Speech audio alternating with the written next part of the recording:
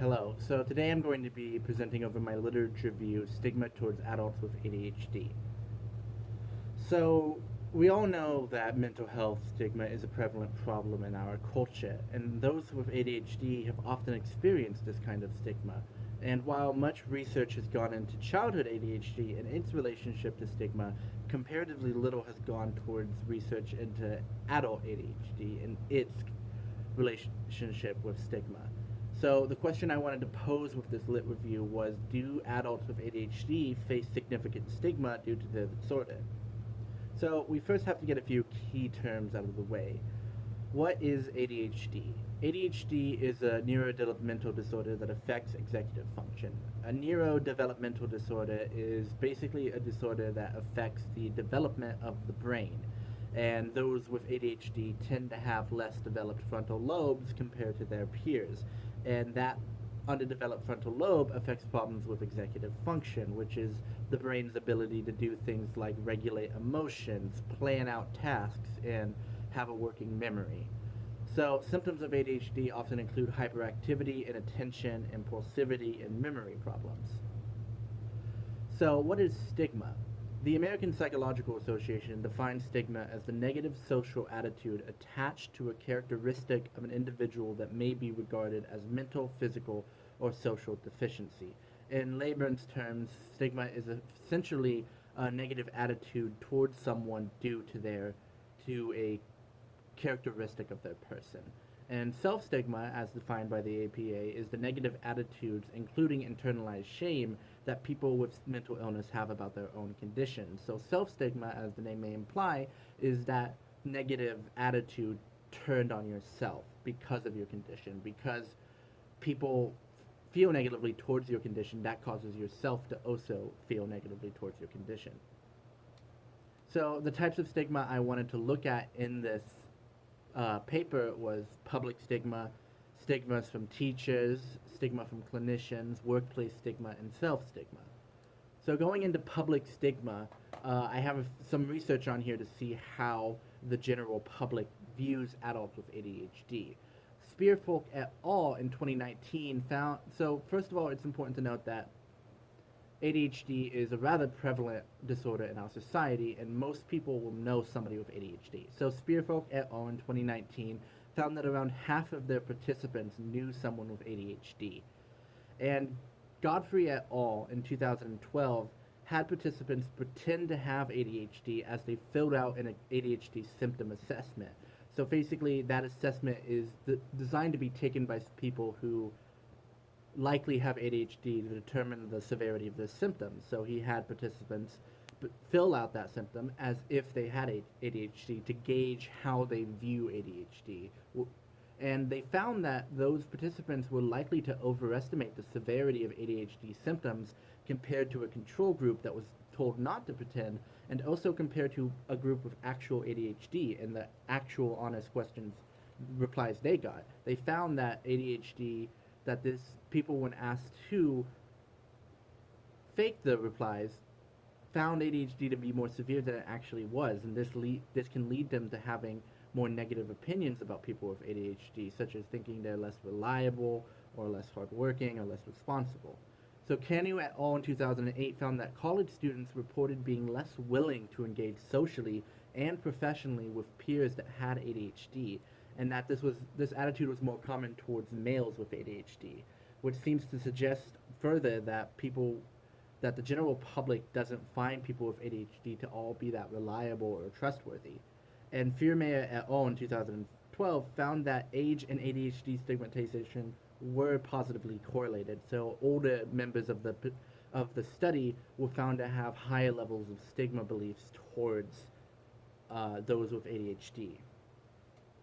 And also, Spearfork et al. Once again in 2008 found that people were the least likely to want to help people with ADHD. So in this study, they had people watch videos of people who appeared to be lost, and these people ranged in age and gender and ADHD, which they made sure the participants knew which ones had ADHD. And they were then asked to rate how likely they were to want to help those people, how much they felt the need to help the people they were watching. So they found that on average, both children and adults with ADHD were reported as being less deserving of help than their non-ADHD counterparts, and adults with ADHD were the least likely to warrant help from the participants. So what about stigma from teachers and clinicians? So one might hypothesize that because teachers and clinicians have so much training and so much experience with people with ADHD because of their jobs, they might hold lower stigmatization beliefs than the general public. And Fiermeyer et al. Used a questionnaire designed to measure stigmatization beliefs in adults and found high stigmatization towards adults with ADHD. So they found that the general public did hold these beliefs. And the key thing here is that they also found no difference between teachers and clinicians with the general public, suggesting that teachers and clinicians, despite their training and experience, also have high stigmatization beliefs towards people with ADHD. And King and Harvey in 2019 found that this stigmatization beliefs were significantly higher in teachers when the student is a racial minority. And now also Stickley et al. In 2019, using a survey of English households, found that of those who displayed ADHD symptoms, they were far more likely to perceive mental health discrimination towards them than the counterparts who did not have ADHD. So stigma in the workplace. As we've established, people often have negative viewpoints towards people with ADHD, and this can affect a person with ADHD's ability to get a job. People who hire are far less likely to hire you if they don't think you to be trustworthy or reliable. Kanu et al. In 2008 found that adults were less likely to want to work with peers that had ADHD. And Spearfolk et al. In 2019 found that workers were less likely to recommend someone for a job if they knew they had ADHD. And finally, looking at self-stigma, the way that everything we've discussed can affect you personally and can affect your viewpoint of yourself. So Massage et al. In 2019 found that a quarter of participants reported feeling self-stigma, and this is a study that's sample size was comprised entirely of people with ADHD. So a quarter of those people with ADHD reported feeling self-stigma. And Young et al. In 2019 found that adults with ADHD reported feeling different from their peers because of the disorder. Young et al. Used an interview model, and the people they were interviewing often talked about how they didn't feel like they fit in with their peers because of their disorder. And McKee et al. In 2015, also using an interview model, found that adults with ADHD were aware of the negative perceptions that their peers held and that it did affect them. So, in review, the question we were asking was, do adults with ADHD face significant stigma due to their disorder? And my conclusion, sorry, my phone fell. My conclusion is that the research suggests yes, it does. We've seen that the public, based off the research, we've seen that the public does view ADHD as more severe as it is, and is likely to affect their judgment of how capable someone with ADHD is. We see that adults are less likely to interact with other adults if they know they have ADHD. We see that teachers and clinicians are not different in this regard, and we see that workers are less likely to recommend peers and want to work with peers that have ADHD. And we also saw that adults with ADHD are aware of this stigma, often feel discriminated against, and allow these negative thoughts to affect their own perceptions of themselves. So I've come to the conclusion that the research shows us that there is significant stigma towards adults with ADHD, and this can have real-world effects on things like their ability to receive unbiased education and healthcare, and their ability to get jobs.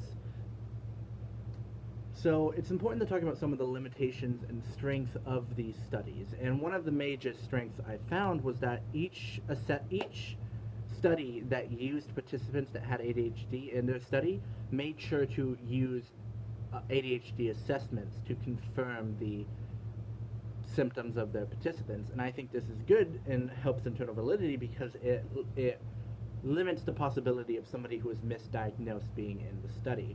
And there are also limitations of the study, which is that many of them don't require any official diagnosis for inclusion, which I think can muddy the waters because obviously having ADHD-like symptoms can exist on a spectrum, and someone might be slightly prone to these things, but not necessarily actually have ADHD. And I feel like that they could possibly be included could kind of muddy up the results. And it is worth noting that Fiermeyer et al. In 2012 did use their own designed stigma assessment.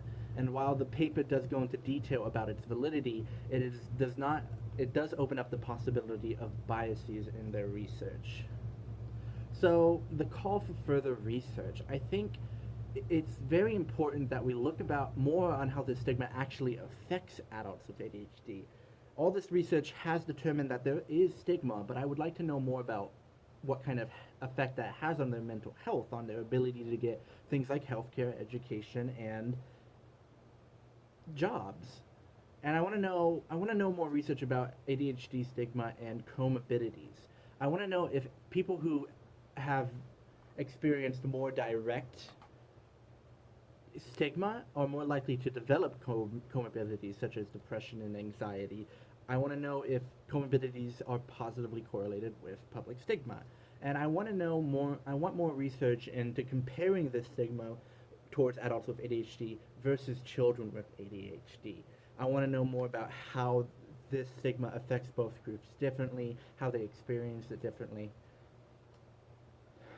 Thank you. That is my presentation.